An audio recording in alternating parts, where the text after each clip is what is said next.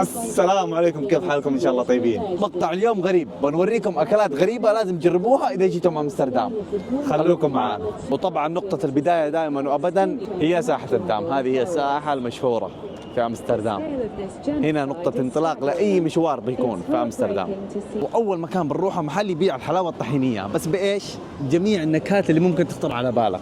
مثل ايش يعني؟ اعطينا مثال. في الحلاوه الطحينيه بالقهوه وبالزعتر وبالسولتد كراميل، بكل شيء يعني اشياء كانك تاكل ايس كريم.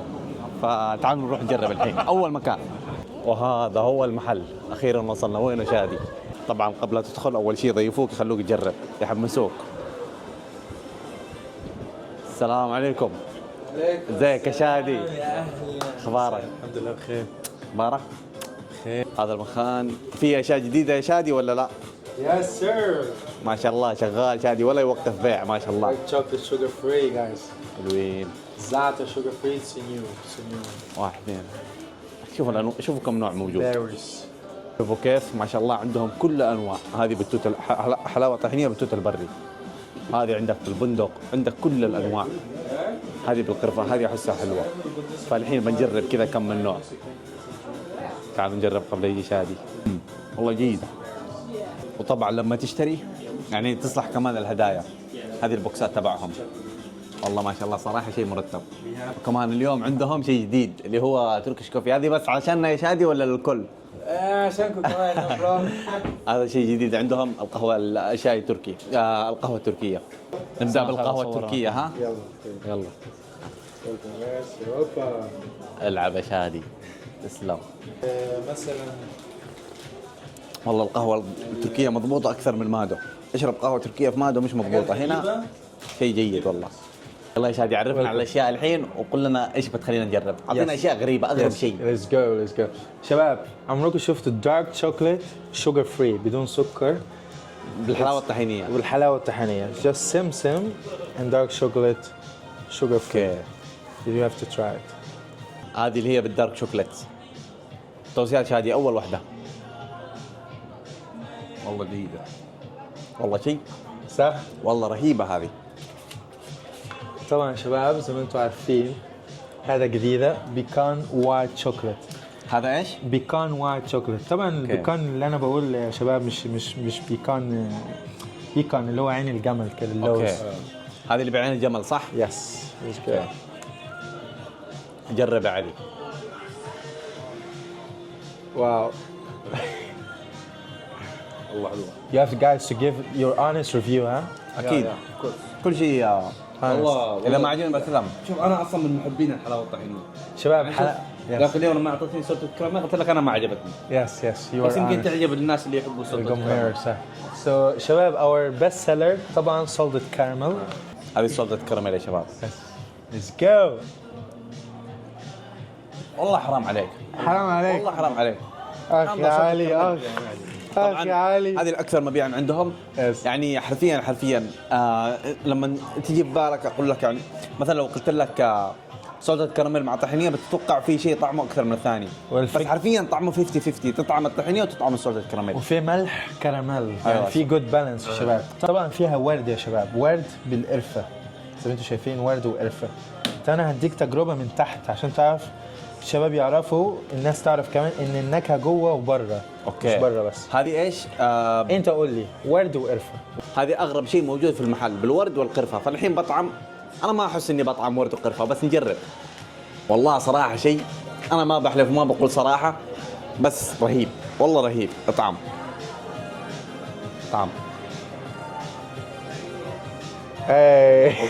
هذه لو هذا المقطع هذا البارت اهداء لامي.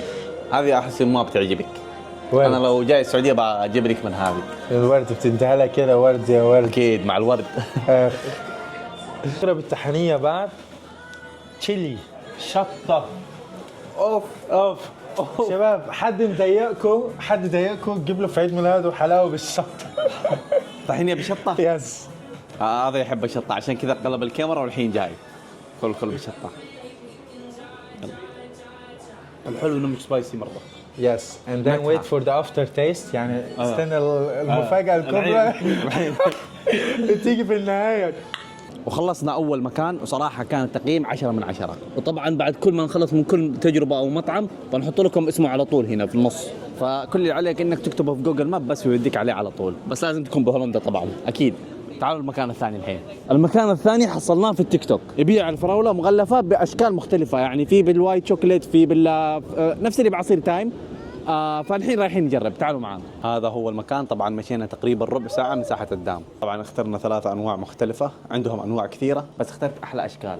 هذه اللي بستروبوفل اخترتها لانها ستروبوفل كذا هولندي. فهذا هو المحل صراحه من داخل مره رهيب، شكله حلو، ديكوره تمام. وانت تبغى ناكل داخل ولا برا؟ برا احسن، داخل صغير واضح. ثانك يو ثانك يو باي. طبعا يا شباب المكان صغير صح، ديكوره حلو وكل شيء. سعر القطعه 2 يورو ونص. فالحين بنجرب وبنعطيكم التقييم. والحين يا شباب طبعا جاء وقت التقييم. ايش بتجرب انت؟ انا بجرب انا بجرب هذه شكلها يلا أحلى. انا هذه. يلا انا هذه شوفوا هذه، شوف الفوكس عليها صح؟ حلو. يلا ارجع. يلا بسم الله. استنى. بسم الله.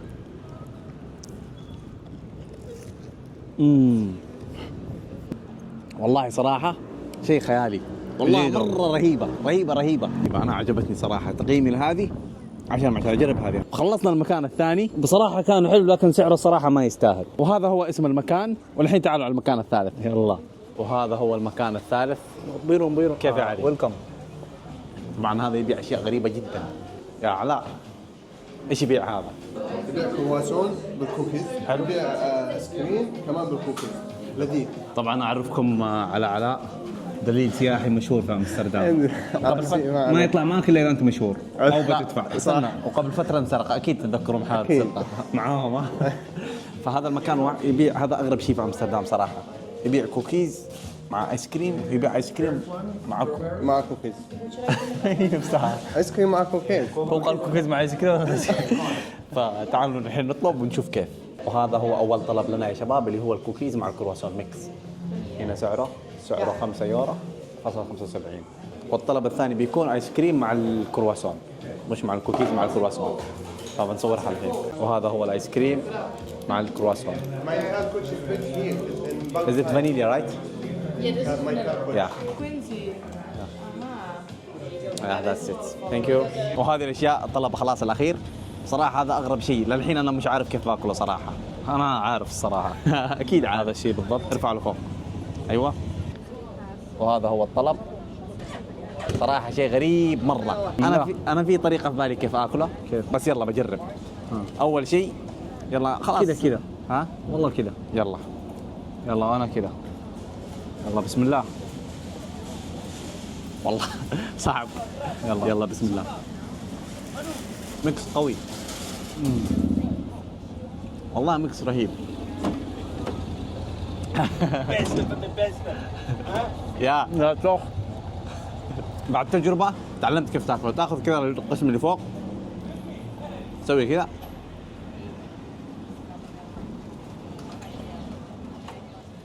والله صراحة ميكس رهيب صراحه يستاهل التجربه، ويمكن هذا افضل شيء للحين ناكله. يعني انا عارف انه بنروح اماكن ثانيه بس هذا افضل شيء للحين. والسعر برا مناسب. يعني صح انه هذا ب 5 يورو. هذا بكم؟ 5 يورو. 5 يورو.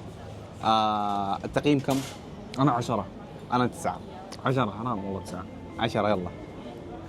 من اغرب الاشياء تصير لك وانت ماشي في امستردام انك تحصل اكل الشارع المصري. وطبعا اليوم بنجرب الحواوشي ورز بلبن.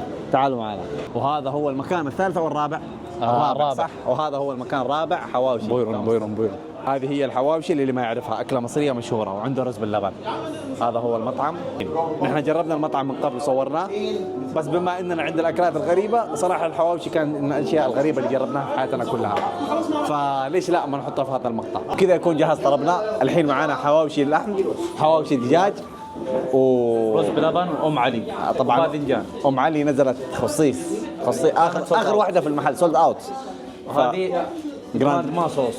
طبعا هذا لانه يحب جدته سوى هذا الصوص عشانها. شوف والله سخنه قوي، والله خياليه. شوفوا هذه الحركه اعتمدوها، ها مش طبيعيه. احسن من اللي بمصر بكثير والله. انا جربتها بمصر مرت يومين، لكن والله صراحه مش طبيعيه. تسلم يدك يا ادم. حبيبنا ادم. هنا عادي يتكلم. علي اجيب لك شوربه عدس تمام. دي مش هتلاقيها في حته ثانيه. شوربه عدس مصريه. شوربه عدس اوكي. الحين كمان في شوربه عدس حتى بمصر مش حتلاقيها. يلا لا مش هنا حتى بمصر خذها مني يلا هنا. حلوه.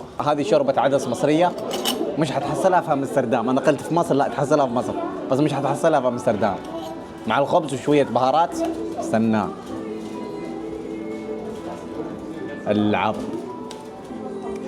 انا متعود على شوربه العدس بتركيا بس هذه غير مختلفه تماما عن اللي في تركيا. الحين الفقره الاخيره واللي هي المهمه اللي جينا عشانها. ام علي ورز بلبن. طبعا لانه اسمه علي وهذه ام علي انا باكلها. يلا بسم الله. والله خياليه والله مش طبيعيه. لا تاكل انت ام علي. والله حلوه مره حلوه. خلاص الحين نحن بناكل بنجي لكم بعدين. وبكذا نكون خلصنا اخر مكان. بنحط لكم الاسم هنا. والحلو بمكان بصراحه انه يقدم الاكل بكواليتي عالي. لهنا وصلنا لنهايه المقطع. شكرا لكم على المتابعه. لا تنسوا اللايك والاشتراك في القناه. مع السلامه. مع السلامه.